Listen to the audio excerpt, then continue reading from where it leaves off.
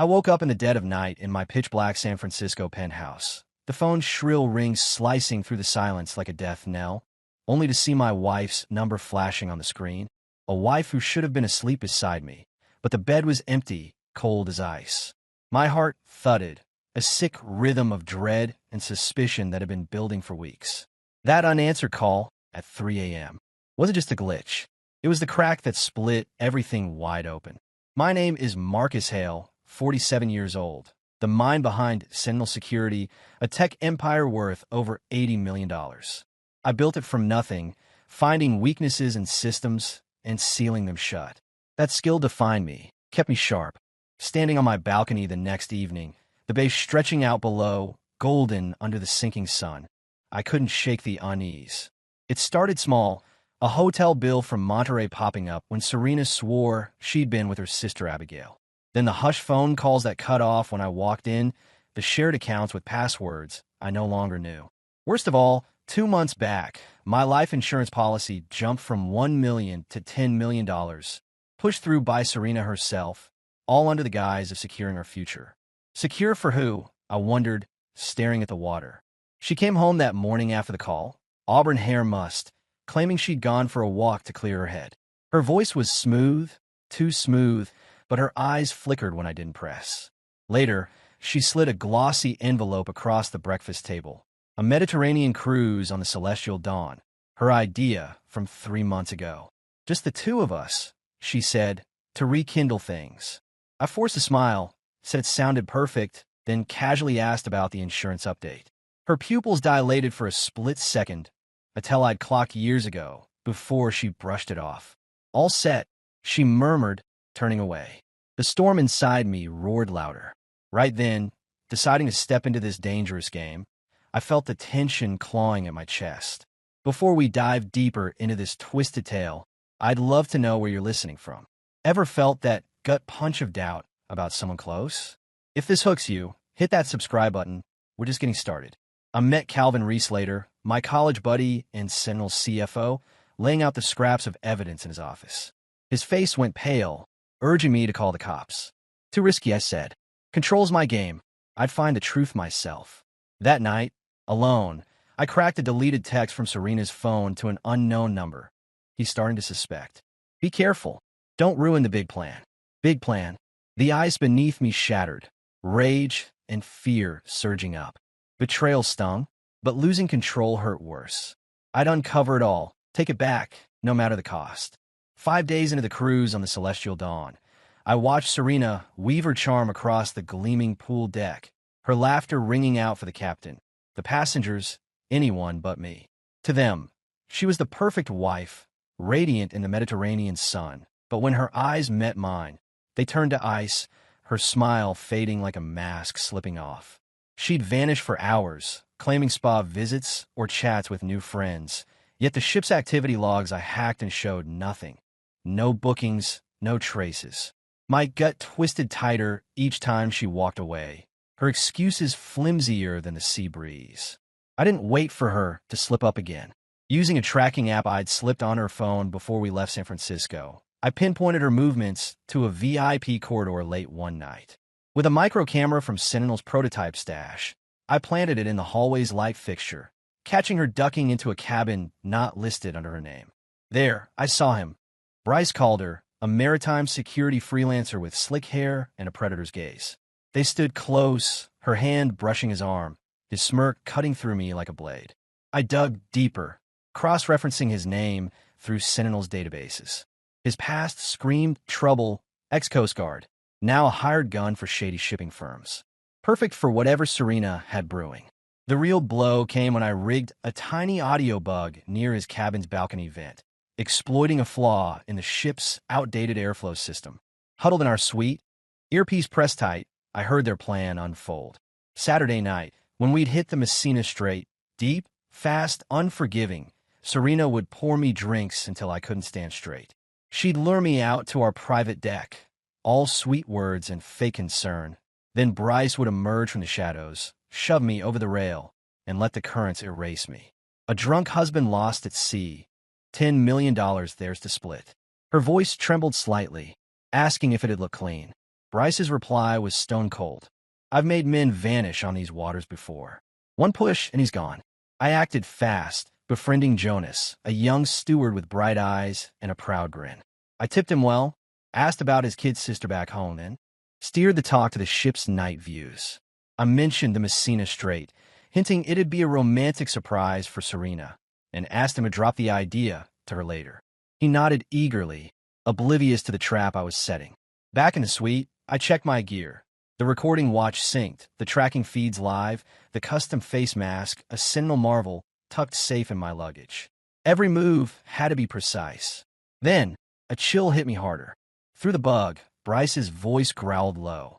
If he fights back, don't flinch. I'll snap his neck before he hits the water. I've done it before. Serena didn't argue, just exhaled sharp and quick. My anger froze into something colder, sharper. Survival wasn't enough anymore. They'd pay for this, not just with their plan, but with everything they thought they'd won. I leaned into the dark, plotting a counterstrike as ruthless as the sea itself. Saturday night arrived, and I set the stage during our private dinner on the presidential suite's balcony, the sea stretching black and endless beyond the rail. Serena hovered close, pouring wine with a smile too tight, her eyes tracking every sip I took. I played along, letting the ruby liquid vanish into a hidden sleeve device, a Sentinel trick I'd borrowed from a client years back. My words slurred, my steps wobbled, and I saw her relax, thinking she had me. She didn't notice the watch on my wrist, its tiny recorder humming, capturing every rustle of her dress, every clink of glass. When she stepped inside to grab a non-existent anniversary bottle I planted as a test, I moved fast. In the bathroom, I peeled on the face mask. Bryce called her sharp features staring back from the mirror, flawless down to the faint scar on his jaw. I grabbed a burner phone, typed a message in Serena's clip style. He's out there, drunk as hell. Do it now. Meet me at the service stairs after. I hit send to Bryce, then slipped out through a side door I'd scouted, swapping our cabin number with the empty one next door, a quick fix with a screwdriver and a spare placard. The trap was locked and loaded. Jonas knocked right on cue, his cheerful voice cutting through the suite. He mentioned the Messina Strait's midnight beauty, just as I'd asked, suggesting Serena bring me out to see it. I stumbled back to the balcony, slumping against the rail, the picture of a man too far gone. Serena emerged, her face flickering with something, anticipation, maybe fear. She coaxed me closer to the edge, her voice syrupy, urging me to lean out for the view. I felt the tension coil in her, the moment she'd been waiting for. Then I stepped aside, and from the deck below, disguised as Bryce, I climbed up silently, a shadow in the night. She froze when she saw me, or rather him, her lips parting in a hiss command. Now, push him. She lunged, hands slamming into my chest, all her strength behind it. I twisted at the last second, her momentum sending her crashing against the rail, teetering on the brink. A scream caught in her throat as she clawed for balance. Then the real Bryce burst onto the scene, breathless from the fake text, his eyes wild as he spotted Serena dangling in a mirror image of himself standing there. Instinct kicked in, and he charged to yank her back, yelling her name. Their collision was chaos, his bulk slamming into her, her arms flailing. The rail gave no mercy. Together, they pitched over, a tangle of limbs and shrieks swallowed by the wind and waves. Serena's last look locked onto mine, piercing through the mask. She knew. Her final cry tore out, raw and furious. "Marcus! You knew. You bastard!" The sound drowned as the sea claimed them, alarms blaring seconds later. I stood there, heart pounding like a war drum, the cold spray stinging my face. I hadn't pushed them, hadn't touched them, but I'd built the trap they fell into. Guilt flickered, sharp and fleeting, then sank beneath a twisted satisfaction. They wanted me gone, and now they were. The whirlpool I'd spun had pulled them under, and I was still standing, alive, untouchable, or so I thought, as the night swallowed their echoes. The alarm screamed across the celestial dawn as I slipped back into the suite, peeling off Bryce's mask and stashing it behind the bathroom vent. I mussed my hair, splashed water on my face, and slumped onto the balcony lounger, the picture of a man waking from a drunken haze. When the captain and security team burst in, I staggered to my feet, voice cracking with rehearsed panic. I told them I'd passed out after dinner, only to find Serena gone when the sirens jolted me awake. My hand shook convincingly as I clutched the rail, staring at the churning sea below. Middle-aged Captain Hensley sat me down in his office later, his tone gentle but firm, offering condolences while a chopper delivered Lieutenant Rossi from the Italian Coast Guard. They'd recovered Bryce's body, tangled in a stray net miles off course, but Serena remained lost to the depths. Rossi laid out the early findings. Bryce had boarded under an alias, and his cabin held photos of him with Serena, emails plotting my end, all tied to that $10 million payout. I let my face crumple, a husband blindsided by betrayal, whispering I'd barely met Bryce once at a tech gala. Hensley patted my shoulder, believing every word. Then came the twist that nearly floored me. In Naples, as the ship docked, Rossi got a call from Interpol. Bryce Calder wasn't just a maritime consultant. He'd been on their radar for trafficking women through cruise routes, using his expertise to cover vanishings as accidents. 5 missing persons cases linked to his past gigs, bodies never found. The cops now wondered if Serena's fall was tied to his darker schemes, maybe a deal gone sour. It muddied their focus on me, painting Bryce as the real monster, but I kept my shock genuine, letting it mask the relief creeping in. TAM-2 Sandra Pierce arrived from San Francisco days later, her sharp gray eyes cutting through my grief act. She'd taken over stateside, coordinating with Rossi, and didn't buy my story as easily. Sitting across from me in a cramped ship office, she pressed hard, asking how I'd missed Serena's affair, how I'd slept through her plotting my murder. I stuck to my lines: too much wine, a foggy night, a wife I thought I knew. Her stare lingered, unconvinced, digging for cracks I wouldn't let show. The real jolt came when Pierce leaned in, voice low. An elderly woman on deck 6 claimed she'd seen a man matching my build near the lower railing minutes before the alarms. Face shadowed, but movements too steady for a drunk. My pulse spiked, but I kept my cool, suggesting it was a trick of the dim lights or someone else entirely. I pointed to crew who'd seen me stumbling earlier, my alibi holding just enough. Pierce scribbled notes, her lips tight, no hard proof to pin me yet. Standing alone on the deck that night, rescue lights fading over the waves, I felt the weight settle. Bryce's twisted past had bought me breathing room, but Pierce's gaze burned in my mind, a hunter circling prey. I dodged the first net, but the game wasn't over. Relief battled a hollow ache. Serena was gone, her screams still echoing in my skull. I'd won this round, yet something inside me felt as lost as she was, sinking beneath those cold, relentless currents. 3 months after the Celestial Dawn docked, I stood in Sentinel Security's gleaming San Francisco headquarters, the city skyline a glittering shield against the past. The public ate up my story, the betrayed tech mogul who'd narrowly escaped death, and contracts flooded in, pushing the company's value skyward. Sympathy turned to profit, but not everyone bought the tale. Abigail Hart, Serena's older sister, filed a civil suit, claiming I'd orchestrated the whole mess. Her lawyers demanded half my fortune, painting me as a puppet master, not a victim. The accusation stung, but I kept my mask intact, letting the legal team handle the noise.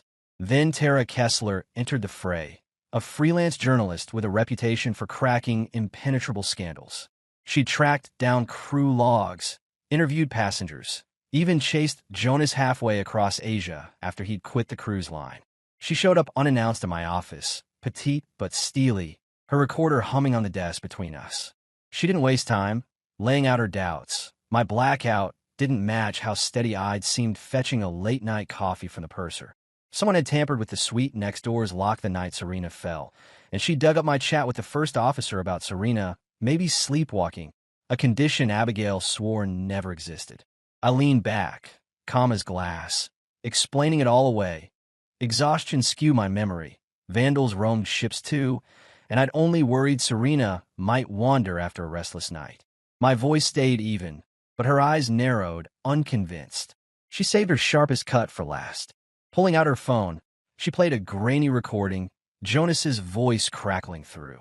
I'd asked him about escape routes and blind spots on the lower decks, casual but pointed, the night before everything went down.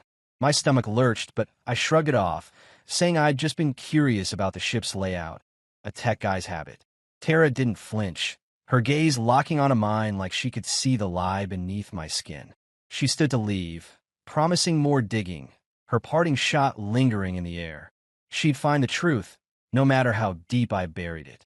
Back at the penthouse that night, I paced the balcony, the bay's lights mocking my unease. Abigail's lawsuit gnawed at me, but Tara's tenacity hit harder. Jonas's voice echoed in my head, a loose thread I'd overlooked. Pierce's suspicion from Naples still simmered, and now this. A journalist who wouldn't quit, armed with a tape that could unravel everything. The walls of control I'd built felt thinner, the wind shifting against me. I couldn't let her win. Couldn't let Abigail's vultures pick me apart. My mind raced, plotting the next move, the next countermove. The stakes climbed higher when Calvin called late, his voice tight. Tara had reached out to him, asking about Sentinel's security tech, specifically prototypes like hidden cameras and audio bugs. She was circling too close, connecting dots I'd hoped stayed dark. I hung up, staring at the city below, the chill seeping into my bones. They wanted a fight, and I'd give them one. The game wasn't over. It was just getting rougher, and I'd play to the end, no matter who got caught in the storm. Tara Kessler didn't stop. She spent weeks piecing together a story that could bury me. Her article set to drop any day, backed by Jonas's shaky recording and something bigger. She tracked down Victor Mendez, a reclusive genius who'd crafted the Bryce Calder mask for me under a vague personal security contract. He'd agreed to talk, spilling details about the job dates, payments, even sketches tying it straight to the cruise. Her net was tightening, and I felt the threads pulling taut around my chest. I couldn't let it happen. Years of building Sentinel had taught me to plan for the worst. So I triggered the contingency, a shadow network of contacts I'd cultivated for emergencies like this. No direct orders left my lips, just coded messages through encrypted channels, enough for those on the other end to act. I stayed in my penthouse, pacing the glass-walled office, watching the bay shimmer while the clock ticked down. The moves weren't mine, not technically, but I knew what they'd do. I crossed a line I couldn't uncross. The first strike hit late one night. An explosion rocked Tara's apartment building, flames licking up 3 floors, the official report calling it a gas leak. She survived, barely, pulled from the wreckage with burns and a shattered arm, slipping into a coma as medics raced her away. Her laptop and drives melted in the blaze, her evidence reduced to ash. Hours later, Victor Mendez turned up dead in his Oakland workshop, a single bullet through his skull, staged as a suicide but sloppy, no note, a locked door with no key inside. Cops swarmed both scenes, whispers of foul play buzzing loud. Tam 2 Sandra Pierce didn't waste time. She stormed my penthouse at dawn with a warrant, her team tearing through drawers and hauling off every device they could carry.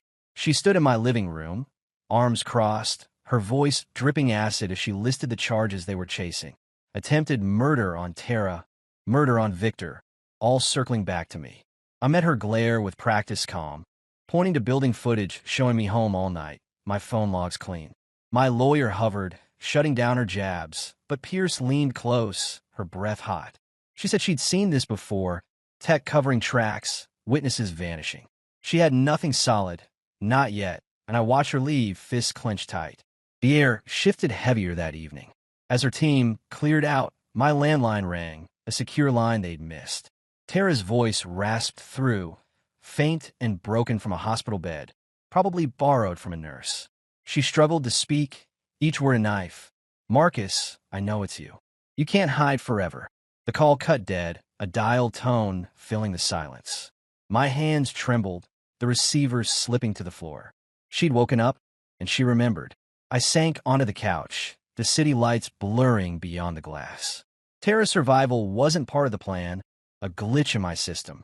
Victor's death sealed one leak, but her voice pierced through, a ghost I couldn't silence. Pierce's hounds were sniffing closer, and Abigail's lawsuit loomed like a storm cloud. I'd burned bridges, torched lives, to keep this empire standing. The shadows rose higher, choking the air, and for the first time, I felt the cold grip of something I couldn't control. Not fear of them, but the man staring back from the darkened window, unrecognizable even to me. Abigail Hart's civil suit dragged into a San Francisco courtroom. the air thick with scrutiny as Tara Kessler took the stand, her arms still bandaged, her voice steady despite the scars. She laid out her case. Jonas's recording of my odd questions, the tampered lock next door, Victor Mendez's mass commission, all threads she'd clung to through the fire. My lawyer pounced, shredding her claims with surgical precision. Jonas couldn't testify from Asia. The lock could have been anyone, and Victor's death left Tara's notes as hearsay. The judge cut her short, jurors shifting uncomfortably, but the damage lingered in their sidelong glances. Public whispers grew louder, my perfect victim story cracking at the edges. Sentinel's board called an emergency meeting that night, their faces grim over video screens. Tara's digging and a lawsuit had spooked clients. 2 big contracts teetered on cancellation. I saw the tide turning, the controls slipping. I needed a new villain, a bigger fall guy to flip. The script. Calvin Reese, my oldest friend, became the target.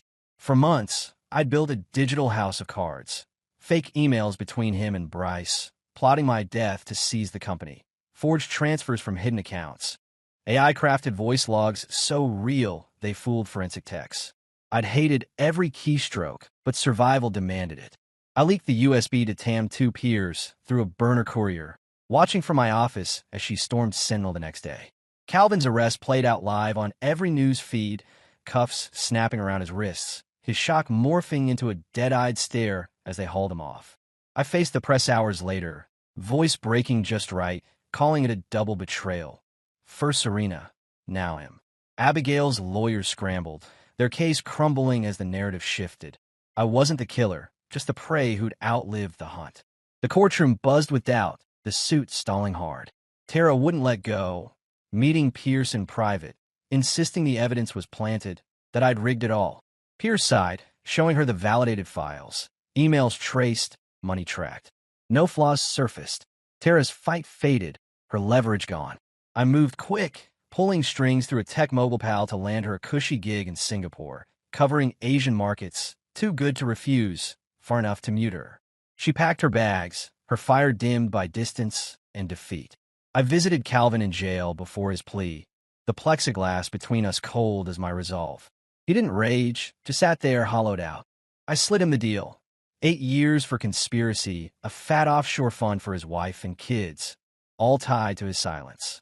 He nodded, barely meeting my eyes, then murmured low, his voice ablade. You sold your soul for this, Marcus. It'll eat you alive. The guard signaled time, and I left, his words sinking deep, a weight I couldn't shake. Alone in the penthouse that night, I stood by the balcony, the bay a dark mirror below. I'd won. Abigail's suit collapsed. Tara vanished overseas. Pierce's case stalled. The world saw me as the wounded hero again, Sentinel soaring higher. But Calvin's stare haunted me, a ghost in the glass. I'd buried my best friend to save myself, turned loyalty to ash. The victory tasted bitter, hollowed out by the man I'd become. The deceptive flow I'd engineered carried me forward, but it dragged something vital down with it, lost to the depths I couldn't name. Calvin Reese signed the plea deal a week later, locking in 8 years at a low-security facility south of San Francisco, his silence bought with a 7-figure trust fund for his family, funneled through untraceable accounts. I met him one last time before the transfer, the prison's gray walls pressing in as we faced off through scratched glass. I confirmed the money was secure, his wife set for life, his kids' futures golden. He stared back, eyes dull, no trace of the man who'd toasted my wedding years ago. He didn't speak, just traced a slow circle on the counter, a silent signal we'd used in college for trust. I nodded, throat tight, and walked out, his shadow lingering like a stain. Tara Kessler faded from the fight, her new Singapore post swallowing her time and fire. Tam 2 Sandra Pierce filed her final report, Calvin's confession tying up the loose and she'd chased. Her case shelved with a grunt of frustration. Abigail Hart and Serena's family caved, accepting a quiet settlement, pocket change to me, with gag orders locking their lips. Sentinel Security rode the wave of my redemption arc, the betrayed genius who'd outsmarted treachery, our stock climbing as government deals piled high. The penthouse buzzed with victory, but the rooms echoed empty, the bay's lights cold through the glass. I'd won it all: power, wealth, the narrative, yet lost more. Serena's scream still rang in my ears some nights. Bryce's lifeless face flashing in dark corners.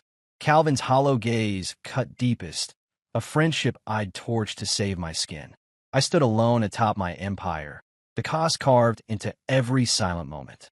The world cheered my survival, but I felt the weight of every step that got me here, a throne built on graves I dug with my own hands.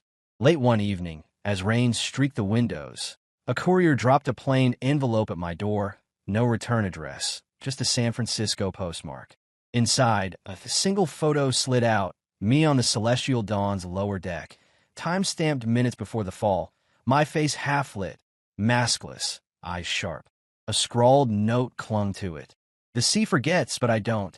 You're not untouchable. My breath caught, the room spinning. Someone had seen me, captured me, and waited until now to strike. Jonas, maybe, or a passenger I'd missed. The who didn't matter as much as the threat. I burned the photo in the sink, the flames licking up the edges, but the words stuck, a splinter under my skin. The calm I'd fought for shattered, replaced by a gnawing dread. Pierce might have stopped, Tara might have left, but this shadow hadn't. I paced the balcony, the storm outside matching the one within, the bay a black void swallowing my reflection. I'd silenced every voice, buried every witness, yet one lingered, unseen, patient. The empire stood tall, but I felt the ground tremble, a reckoning brewing in the quiet. I'd survived the hunt, outrun the wolves, but now I sensed them circling again, their teeth bared in the dark, waiting for the kill I couldn't outsmart. A year later, I stood on the bow of my new yacht, grander than the Celestial Dawn, its deck alive with suits and champagne flutes for Sentinel's latest product launch. Tech tycoons and senators clapped as I spoke about sealing vulnerabilities, my voice steady, the crowd hanging on every polished word. The bay sparkled below, San Francisco's skyline a crown I'd fought to keep. The company thrived, its worth tripled, my legend as the unbreakable survivor cemented in every headline. I smiled for the cameras, but the weight of that photo, burned yet unforgettable, pressed against my ribs. The guests thinned out past midnight, leaving me alone with the hum of the engines cutting through the dark. I pulled up my tablet, a fresh alert pinging. A flaw in our new system, small but exploitable. My fingers moved on instinct, tracing the code, mapping fixes, the old thrill of control flickering briefly. But it faded fast, replaced by a bone-deep fatigue. I'd patched Serena's betrayal, Bryce's greed, Tara's persistence, Victor's loose tongue, Calvin's trust, every threat neutralized, every hole sealed. The empire stood flawless, yet I felt nothing, just a man staring at screens to fill the silence. That photo haunted me still, locked in my safe now, a ghost I couldn't banish. I'd paid a private, I'd hunt its source. No leads, just dead ends. Someone out there held my leash, biding their time. The cost of my wins piled high. Serena's final scream, Calvin's lifeless eyes, the lives I'd torched to stay free. I had power, wealth, a fortress of my making, but it trapped me, too, a gilded cage with no warmth, no one left to share it. I traded everything human for this, and the emptiness gnawed louder than ever. The wind picked up, sharp with salt, as I leaned on the rail. A deckhand dropped a crate nearby, the crash jolting me, and for a split second, I saw a figure in the shadows tall, still, watching. I blinked, and it vanished, just a trick of the night. My pulse raced, the photo's words clawing back. You're not untouchable.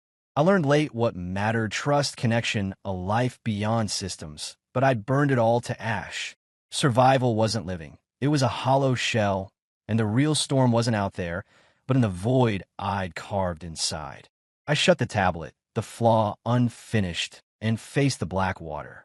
The horizon stretched far, unreachable, a taunt of what I'd lost. The sea might hide my sins, but I couldn't. Something waited, a wave, a shadow, or my own reckoning, and I felt it closing in, patient and cold.